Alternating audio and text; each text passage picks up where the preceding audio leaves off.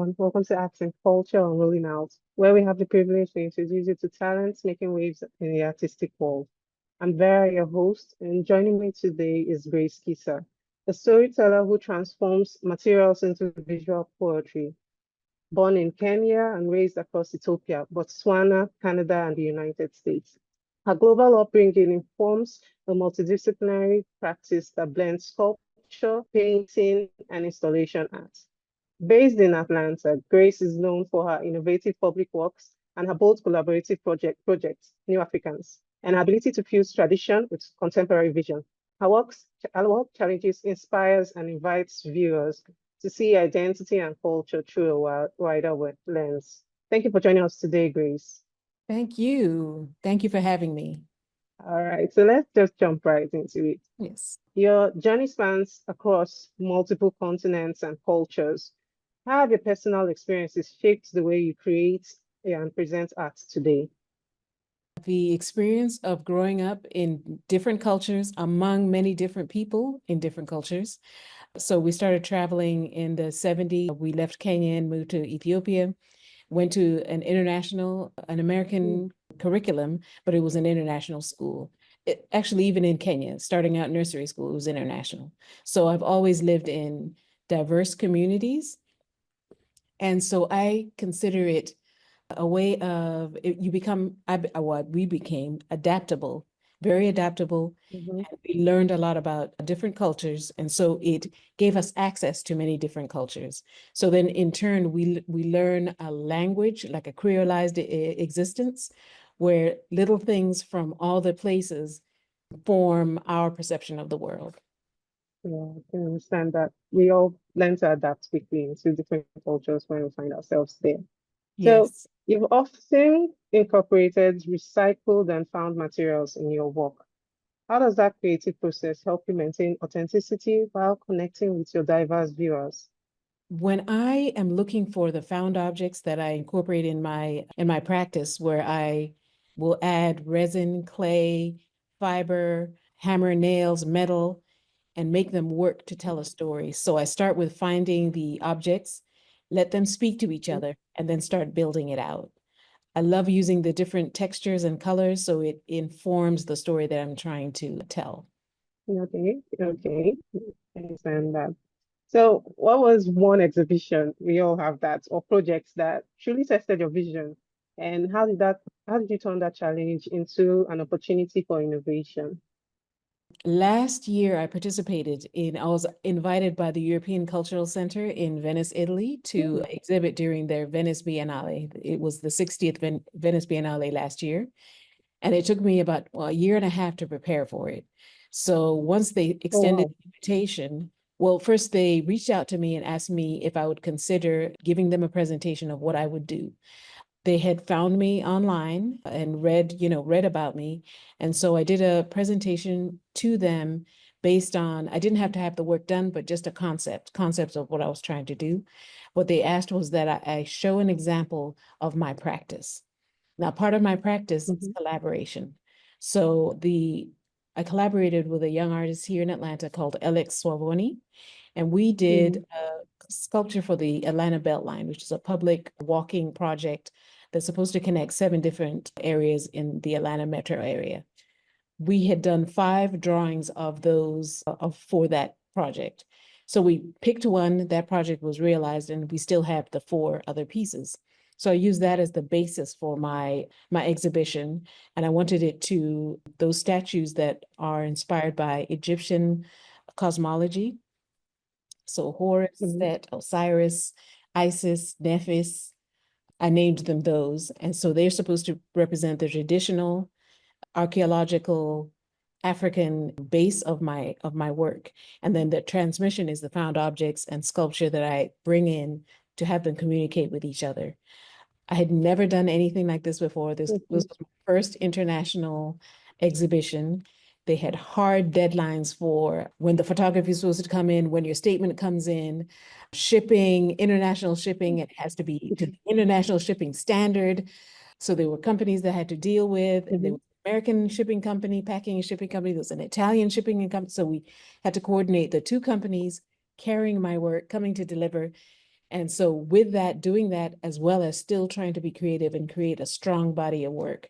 Yes, it was challenging, but in the end, I was very proud of that work. And some of those pieces, actually, that exhibition I'm showing as part of this exhibition at the at the Emma Darnell Museum. Yeah, it's really very hard balancing the business side and the Yes. creative side. It's Yes. not easy. It's a challenge. So, so speaking of collaborations, in your collaboration with Maurice Evans on New Yes. Africans, how did you preserve the core themes while exploring complex ideas like diaspora and your identity? Yes. Because that's the conversations that started this body of work. Maurice and I have known each other since we went to art school, and we used to work together. So we always have these conversations about the continental and the diasporic experience, learning about each other. And initially, the idea when we would be talking, he said, I don't think of tribes or where people are from. But when I say Black people, I think all people, all people who are Black. Mm, And so I was yeah. like, well, I'm not Black, which, took him aback a little bit at first because he was like, I don't even understand what you mean. Of course you are. So what I explained to him was when I was at home growing up, I was just a Luya girl, a girl that I was just allowed to be a girl. It wasn't a Black girl or white girl. It was just, I was a Kenyan. And then I was also defined by my tribe. I have my own mother tongue. We have a Swahili as our national language, as well as English. And then there are 42 tribes, and we each have our own culture within that tribal group. So Black never came into it. It was always in Kenya, your tribe, or maybe your sex as well, girl or boy. Mm-hmm. And then when I left and came to America, and really living in McLean, Virginia, because it was very diverse. So people were from all over the world. Yes, they said Black, but it wasn't with a hard, like, until they knew where you're from. They'd be like, oh, those Kenyan girls or the three, because we had a Yeah. small Black population in our school. So when they say the Kenyan girls, they meant the Kisa sisters, or there was another Ugandan family that had kids. And actually later, another Kenyan family moved in. So you were really defined by your country of origin. When I came to the South it was Black and white, especially when I came to Atlanta. So my roommate, I was lucky enough to have a roommate from Cameroon who also grew up in Germany and in Silver Spring, Maryland. So we had similar experiences. And so when we came down here and we'd be asking them, okay, white from where? And they had never been questioned about what white Where they're they from. were. Because we will always, okay, well, I'm English, I'm Irish, I'm Spanish, I'm from Ecuador, I'm from, Germany, I'm from France. Mm-hmm. They said white. So white from where? And so a lot of them were confused about that and then had to question them because a lot of them have never been questioned about where they were from. I know in March, everyone puts on their green and says they're Irish, but are you really, or you're just like, what are you, is what we were asking. So the project comes Yeah. about when we're talking about identity, and Maurice came to the conclusion that Africans in diaspora, because of the time and conditions that they've been under, have become their own tribe. And so he named that tribe the New Africans. So by accident, we started, we always shooting people for different projects. And by shooting, I mean photographing for our references. And for Maurice had a line of designer bangles that he was making. And for the ads, he had shot some, photographed some models. And one of our friends, Patrice, looked at me and she was like, I can't tell that you're selling the bangles. You should have them nude and just have the bangles as the selling point. So during that shoot, we stumbled on, so she actually, the one who suggested it was the one who we shot first. And at the end of the shoot, Maurice says, Grace, go and get one of your kangas. And kangas are East African fabrics that we use to, drape ourselves. You can use them as a wrap. You can carry a baby in it. You can use it decor. And there's always an African proverb at the bottom. I've always collected them. It was just a way for me to stay in touch with my home, So, and it was easy, something that I could travel with when my mom's about to come to the US, she always asks, what do you want? And I always say fabric and coffee. So, because, we've got the best coffee in the world. Those fabrics, once we tied it around her, he said, this is what I'm talking about. This is a visualization of what I was talking about. Was obviously she's African, but there's also a difference in it. So we honored each one of our models with wearing a kanga in the royalty and the queen look. And then we had a warrior look where I constructed original designs, makeup, hair to illustrate these warriors and queens from the diaspora. So I totally understand the coming and then not being able to identify as Black because Yes, seriously, as an I African, didn't it's have to. struggle at first to be Right, right. identify as Black. Yeah, Mhm. I do. And it's So no confusion about we don't know we're Black. Of course, we yeah, understand we what that is, do. We do. but we have a whole identity that we came with. So it's not like we came with Yeah. no identity and then someone put Black on us. Even the Africans that went through the transatlantic slave trade, they have an identity. They had a culture. They didn't come just blank Mhm. and then was Yeah. imposed on them. Of course not. What they had, what they could hold on to, they do, and they did. Even if it's unconscious or subconscious, they still have it. So that's another way we were illustrating that obviously they are from the continent and they have Yeah. evolved into this new being. So I'm honoring the source of where they began, because it did not Yeah. start in the Atlantic. It did not start when they hit these shores. The origin was on the continent. Exactly. So, what role does cultural responsibility play in your public work, such as your installation on the Atlanta Beltline? So again, culture does work through that as well. My collaborator, Alex Ovoni, she's a young artist, mixed media, well, mostly sculpture. She's a sculpture artist. And we are both have an interest in Egyptology, Egyptian cosmology, Mhm. astronomy. And so we combined that in the concept for that sculpture. So she's based on the goddess Nut, which is the sky goddess, Egyptian sky goddess, where Mhm. she arches over the sky Yeah, and you usher in the morning and then the evening. So we wanted to represent what that felt like. And so I did 5 drawings. Well, she modeled the head because at first, because we're both sculptors, and this was during the pandemic, we couldn't meet each other. Mhm. So we worked separately. And so both of us made heads and a stand. We sent the images to each other, and I was like, okay, we just sent each other both heads.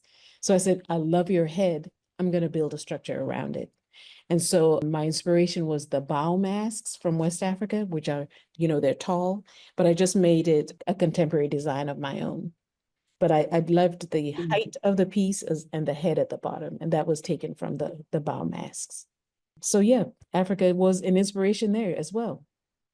So you just spoke about working with a young artist. How do you support emerging artists and curators, especially women and creatives of color, who are finding their voice in the world today?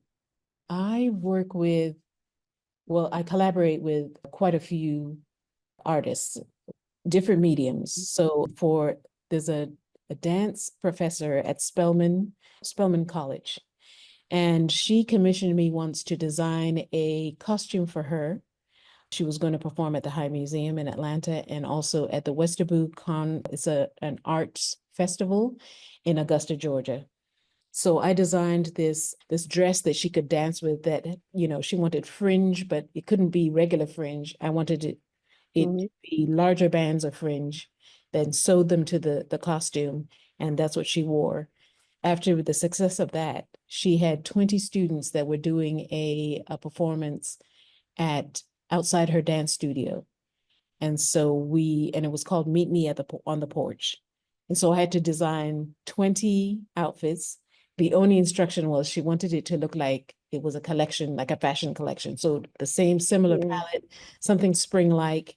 And then I did, again, the African comes in, a shoe with the yellow.